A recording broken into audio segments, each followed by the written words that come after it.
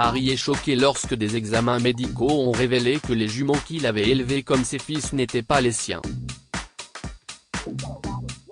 Furieux, il est rentré chez lui pour confronter sa femme, avant d'apprendre une vérité qui allait ruiner leur famille à tout jamais.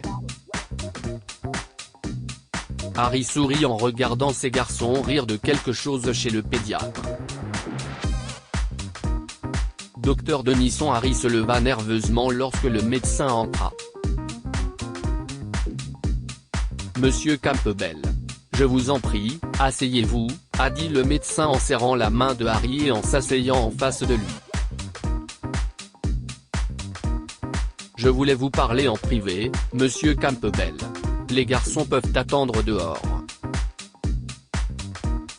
Le cœur de Harry s'emballa, se demandant s'il s'agissait d'une mauvaise nouvelle. Bien que ses garçons soient des jumeaux, Josh souffrait d'une anémie sévère. Le docteur Denison avait donc conseillé de faire d'autres tests et avait demandé à Harry de faire un bilan sanguin au cas où une transfusion s'avérerait nécessaire. Par chance, son autre fils, Andrew, était en parfaite santé. Alors, est-ce qu'on a une idée précise de la procédure à suivre ? A demandé Harry au médecin, agité, quand les garçons sont sortis. Calmez-vous, monsieur Campbell, a dit le docteur Denison en s'adossant à son fauteuil. Pour l'instant, ce n'est pas Josh qui me préoccupe le plus. Oui, il présente une carence en fer, mais nous allons commencer par lui administrer des suppléments, éventuellement par voie intraveineuse. Ce qu'il y a, si est que je voulais vous parler de quelque chose d'autre. Harry poussa un soupir de soulagement. L'état de son fils n'était pas si grave. Mais ce n'est pas rare, n'est-ce pas ? Je veux dire, dans beaucoup de cas, les parents biologiques ne peuvent pas donner leur sang à leurs enfants parce qu'ils sont un mélange de deux personnes, argumenta Harry. Oui, monsieur. Certains parents biologiques ne peuvent pas faire de don de sang, reconnaît le médecin.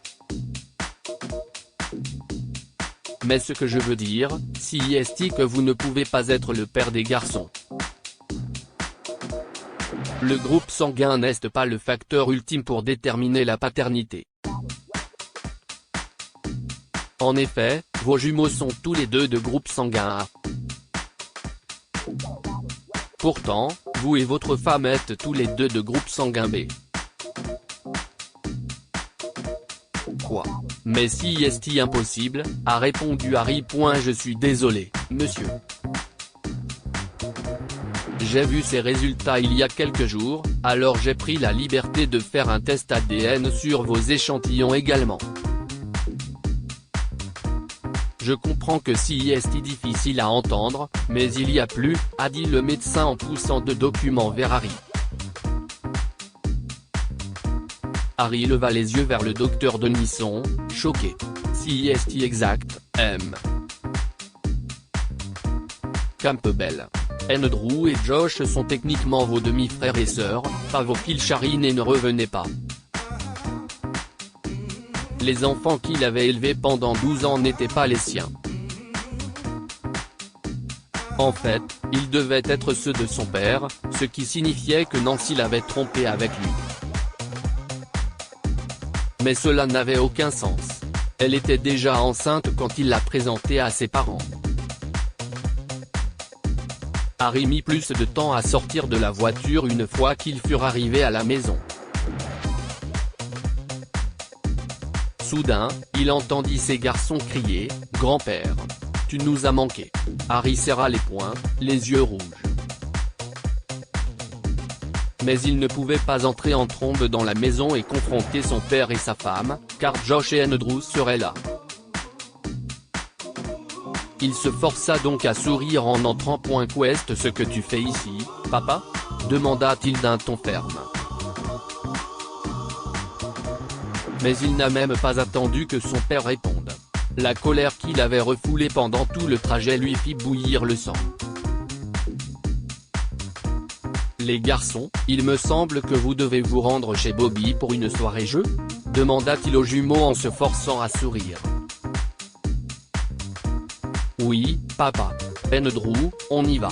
Tandis que les garçons récupéraient leurs manettes et quittaient la maison, Harry perdit son sang-froid. Tu as couché avec mon père, Nancy ? Lança-t-il à sa femme. Le visage de Nancy pâlit. Fiston, écoute, ce n'est pas ce que tu penses, lui dit Robert, son père, en l'interrompant. Mais Harry ne voulait rien entendre. Les tests ADN ne mentent pas, Nancy.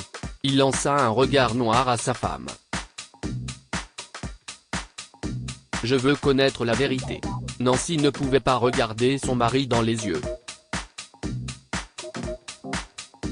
Harry a le droit d'être en colère, se dit-elle alors qu'il se remémore la nuit fatidique d'il y a 13 ans. Nancy appréciait le rythme de la musique alors qu'elle se déplaçait sur la piste de danse pour rejoindre le bar. Alors qu'elle attendait sa boisson, une bouffée de parfum masculin de luxe lui a titillé les narines. À sa gauche, Nancy vit un homme à la chevelure argentée et à la mâchoire acérée lui sourire. « Je peux vous offrir un verre ?» demanda-t-il effrontément, ce qui a flatté la jeune femme. L'homme avait 2 fois son âge, mais il était séduisant. « Je suis déjà en train d'acheter quelque chose pour mes copines, lui a-t-elle presque crié à cause de la musique. Oh, vous êtes en voyage entre filles avec vos amis ? Poursuivit l'homme en souriant de la manière la plus charmante qui soit tout en se rapprochant d'elle. Lorsque le barman lui a apporté ses verres, Nancy ne l'a même pas remarqué. « Je m'appelle Nancy. Moi, si est Robert, lui a-t-il répondu. L'instant d'après, ils se sont retrouvés à s'embrasser dans l'ascenseur et le lendemain matin, Nancy s'est réveillée dans son lit. Ils ont commandé un petit déjeuner et ont discuté un moment avant que Robert ne dise qu'il devait partir. Nancy savait qu'elle n'allait plus jamais le revoir, mais c'était très bien ainsi. Son voyage à Las Vegas avait été aventureux et passionné, exactement ce qu'elle voulait. Elle ne se doutait pas que 3 semaines plus tard, elle allait regretter amèrement l'expérience en découvrant qu'elle était enceinte. Nancy ne voulait pas interrompre sa grossesse, car elle craignait de rencontrer des difficultés à concevoir plus tard. Elle a donc quitté le cabinet du gynécologue, ne sachant pas où aller ni quoi faire. Mais elle voulait désespérément parler à quelqu'un. Se sentant perdue et le cœur brisé, Nancy s'est confiée à son amie Anna. « Ne me dis pas que tu vas accoucher seule. Je veux dire, allez, il n'y a aucun moyen de contacter ce type de Vegas ? Non, répondit Nancy. Hey, mademoiselle. Une voix masculine interrompt leur conversation sérieuse. Je m'appelle Oliver et voici mon ami Harry. Nous avons vu que vous étiez trop sérieuse, et nous avons pensé que nous devrions venir vous remonter le moral. Nancy était trop gentille pour repousser les hommes, et Anna a trouvé Oliver plutôt sexy. Elle est partie avec lui sur la piste de danse, laissant Harry et Nancy parler seuls pendant des heures. Et, Nancy, allons dans les toilettes, insista-t-elle soudain, interrompant leur conversation. Nancy s'excusa et rejoignit Anna. Dors avec lui. Il a l'air gentil. Las Vegas, c'était il y a seulement 3 semaines. Il ne le saura jamais, lui dit-elle dans les toilettes. Nancy a d'abord refusé. Elle ne voulait pas faire quelque chose d'aussi infâme. Elle avait un emploi et un diplôme, et elle pouvait devenir mère célibataire. mais l'idée que son enfant ait un père a fait changer Nancy Davis et elle a fini par coucher avec Harry cette nuit-là. Quelques mois plus tard, Harry s'est agenouillé et a prononcé les 3 mots magiques. Nancy a dit oui presque immédiatement et ils se sont embrassés. Tout était parfait. Ils vont adorer, lui dit Harry alors qu'il se trouvait sous le porche d'entrée de ses parents quelques jours plus tard. Il allait enfin la présenter à ses parents. Ils vont être furieux, dit-elle en se touchant le ventre, mais Harry insista sur le fait que tout ira bien. La porte s'est ouverte, accompagnée d'une voix tonitruante, et Myriam, la mère de Harry, l'a serré dans ses bras. Alors que Nancy a senti quelque chose. Ce parfum enivrant qui lui a valu des ennuis. « Papa, voici ma fiancée », a dit Harry en se mettant à l'écart de son père pour révéler. Robert. Mais comme vous pouvez le voir, il y a une autre surprise en cours, a continué Harry en tirant Nancy à ses côtés alors qu'il entrait dans la maison. Nous allons avoir des jumeaux.